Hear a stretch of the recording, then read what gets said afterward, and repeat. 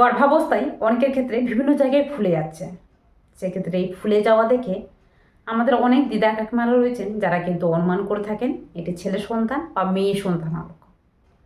সেক্ষেত্রে শরীরের ঠিক কোন কোন জায়গায় ফুলে গেলে ছেলে সন্তান হয়, আজকের ভিডিওতে এই বিষয়ে আলোচনা করব।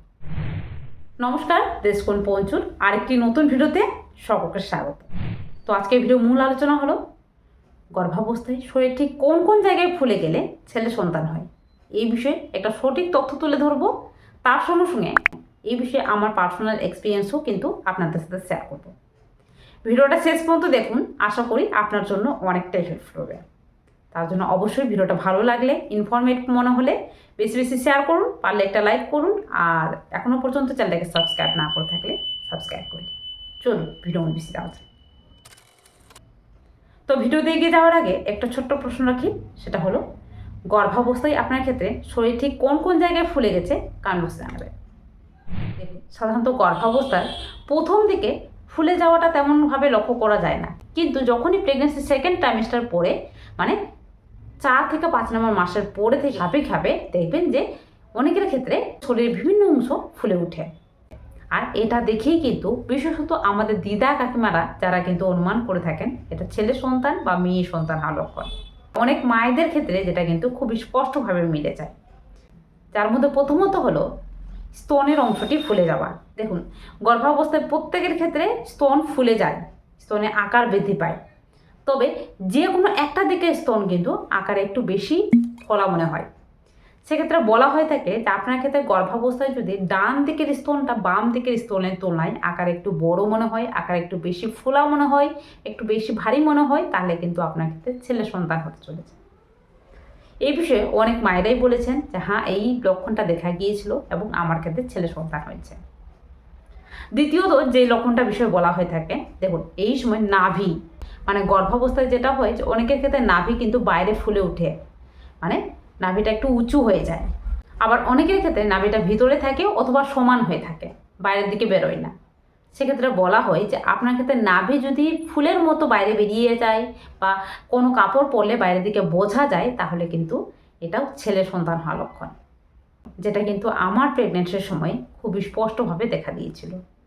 আমার ক্ষেত্রে নাভি কিন্তু ফুলে উঠেছিল, এক্ষেত্রে আমার ছেলে সন্তান হয়েছে।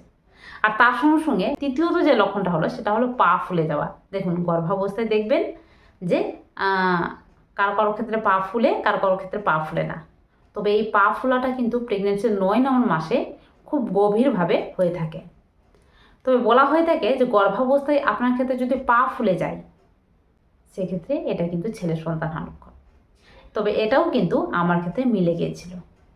তো এই সব লক্ষণগুলো কিন্তু অনেক মায়েদের ক্ষেত্রে দেখা দিয়েছে এবং তাদের ক্ষেত্রে ছেলে সন্তান হয়েছে।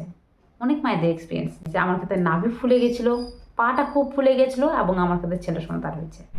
তবে এই বিষয়ে বিজ্ঞান কি বলে, দেখুন বিজ্ঞান যেটা বলে সেটা হলো যে গর্ভাবস্থায় যে লক্ষণ, পা ফুলে যাওয়া, নাভি ফুলে যাওয়া, স্তনের আকার বৃদ্ধি পাওয়া, এই সমস্তটা লক্ষণ কিন্তু স্বাভাবিকভাবে হরমোনের পরিবর্তনের কারণে হয়ে থাকে। মানে গর্ভাবস্থায় প্রত্যেকের ক্ষেত্রে হরমোনের পরিবর্তন হয়, আর এই হরমোনের পরিবর্তনের কারণে স্বাভাবিকভাবে আপনার ক্ষেত্রে বিভিন্ন জায়গায় ফুলে যাওয়া দেখা যেতে পারে। কারণ গর্ভাবস্থায় যেটা হয় যে স্তনের মধ্যে মিল্ক তৈরি হওয়ার যে প্রসেসটা, যেটা কিন্তু বাচ্চা ডেলিভারির পরে সেই মিল্ক পান করে যাতে বাচ্চা সুস্থভাবে সেই মিল্ক পান করতে পারে, তার পুরোপুরি প্রসেসটা কিন্তু ব্রেস্টের মধ্যে হয়, যার কারণে ব্রেস্ট ফুলে যাওয়া, ব্রেস্টে ভারী লাগা এই লক্ষণটা দেখা যেতে পারে। তার সঙ্গে সঙ্গে গর্ভাবস্থায় নাভি কেন ফুলে, কারণ নাভি আমাদের পেটের মাঝখানে থাকে, আর পেটের আকার যতটা বাড়বে, গর্ভাবস্থায় যাদের ক্ষেত্রে পেটের আকার খুব বড় হবে তাদের ক্ষেত্রে নাভি ফুলে যাওয়ার লক্ষণটা দেখা যেতে পারে।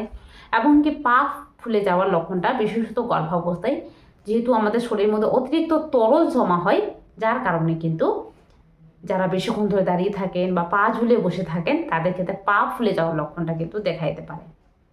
সেক্ষেত্রে এটা দেখে ছেলে হবে নাকি মেয়ে হবে, এটা কিন্তু বিজ্ঞানের মধ্যে যেটা বলা হয়, যেটা কিন্তু 100% সবার ক্ষেত্রে মিলবে না। 50% মতো অনেকের ক্ষেত্রে মিলে যেতে পারে, তবে 50% মতো এমনটাও হতে পারে যে অনেকের ক্ষেত্রে মিলবে না। সেক্ষেত্রে গর্ভাবস্থায় যারা অনুমান করছেন যে আমার এই জায়গাটা ফুলে গেলে ছেলে সন্তানই হবে, এই ধারণাটা কিন্তু ভুল। আপনি অনুমান করতে পারেন, তবে 100% শিওর নিয়ে থাকবেন না যে আপনার ক্ষেত্রে 100% ছেলে সন্তানই হবে। এই সময় বিশেষত আপনি যদি ঠিকঠাকভাবে জল খান এবং বেশিক্ষণ ধরে দাঁড়িয়ে না থাকেন, আপনি যদি ঠিকঠাকভাবে জল খান, ঠিকঠাকভাবে হাঁটাচলা করুন এবং তার সঙ্গে সঙ্গে এই সময় যেটা বলা হয় যে ক্যালসিয়াম জাতীয় খাবার যদি ঠিকঠাকভাবে খান, তাহলে কিন্তু আপনার ক্ষেত্রে বিভিন্ন জায়গায় ফুলে যাওয়ার লক্ষণটা কম পরিমাণে দেখা দেবে। এক্ষেত্রে আপনার বাচ্চাও সুস্থ থাকবে এবং আপনার বিভিন্ন জায়গায় ফুলে যাওয়ার লক্ষণটা কম পরিমাণে দেখা দেবে। তার জন্য অবশ্যই বলবো, যাদের ক্ষেত্রে গর্ভাবস্থায় বেশি মানে ফুলে যাওয়ার লক্ষণটা দেখা দিচ্ছে, তারা চিন্তায় পড়বেন না। এই সময় ঠিকঠাকভাবে জল খান, একটু হাঁটাচলা করুন, চিন্তা টেনশন কম করুন, আর ক্যালসিয়াম জাতীয় ফাইবার জাতীয় খাবারগুলো বেশি করে খান। আপনার ক্ষেত্রে ফোলা কম পরিমাণ দেখা যাবে। তবে এই সময় যদি আপনার ক্ষেত্রে খুব বেশি ফুলে যাচ্ছে, যার জন্য হাঁটাচলা করতে পারছেন না, অথবা আপনার এর সঙ্গে জ্বর আসছে, এই লক্ষণগুলো দেখলে দেরি না করে ডাক্তারের কাছে যাবেন। এটা কিন্তু অন্য কোনো কারণের জন্য হচ্ছে। তবে এটা দেখে 100% আপনার ক্ষেত্রে ছেলে হবে নাকি মেয়ে হবে, এটা কিন্তু কখনোই বলা যায় না।